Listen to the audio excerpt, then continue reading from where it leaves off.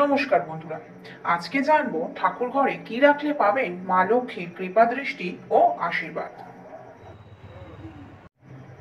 জীবনে চলার পথে আমাদের সবারই অর্থের প্রয়োজন পড়ে, তাই সবাই চান যেন তাদের জীবনে বেঁচে থাকার মতো যতটুকু দরকার ততটুকুই অর্থ পেতে, এবং তার সাথে যদি মা লক্ষ্মী একবার কৃপা দৃষ্টি দেন তাহলে তো সেই ব্যক্তির জীবনে অর্থের অভাব আর কখনোই হয় না।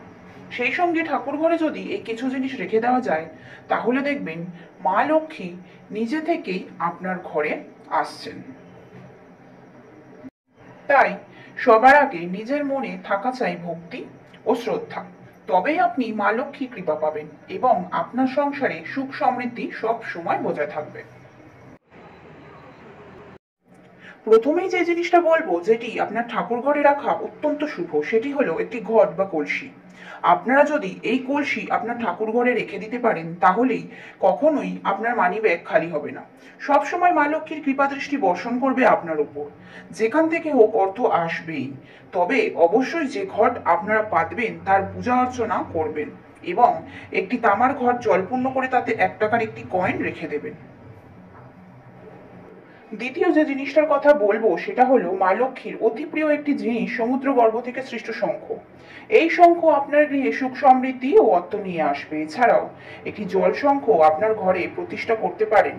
শাস্ত্র অনুযায়ী বাড়িতে সঠিক পদ্ধতিতে জল শঙ্খ প্রতিষ্ঠা করলে খাদ্য বস্ত্র ও বাসস্থানের অভাব হয় না, সেই গৃহে শান্তি বজায় থাকে। তৃতীয়টি হলো লক্ষ্মী কড়ি। এই লক্ষ্মী কড়ি সমুদ্র মন্থনের সময় উঠে এসেছিল, তাই এটিও মা লক্ষ্মীর অত্যন্ত প্রিয় একটি জিনিস। আপনারা 21টি কড়ি আনবেন এবং বৃহস্পতিবার হলুদ কাপড়ে মুড়ে সেটিকে মায়ের কাছে রাখবেন। রোজ সেটিকে পুজো করবেন। এতে মা লক্ষ্মীর আশীর্বাদ এবং কৃপা দৃষ্টি সবসময় আপনার সাথে থাকবে। চতুর্থ হলো ঘন্টা। ঠাকুর ঘরে অতি অবশ্যই একটি পেতলের ঘন্টা রাখবেন।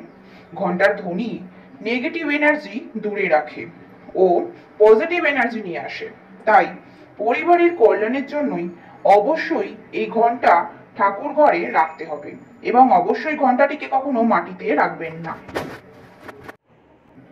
যারা যারা এই 4টি জিনিস পালন করবেন তারা মা লক্ষ্মীর গায়ত্রী মন্ত্র অবশ্যই জপ করবেন। মনে বিশ্বাস এবং ভক্তি রাখবেন, দেখবেন মায়ের কৃপা দৃষ্টি আপনার ওপর সর্বদা বিরাজ করছে। এরকম আরো অনেক অনেক ভিডিও পেতে আমার চ্যানেলটিকে সাবস্ক্রাইব করতে ভুলবেন না এবং লাইক ও শেয়ার করুন। ভালো থাকবেন, সুস্থ থাকবেন। জয় শ্রীরাম।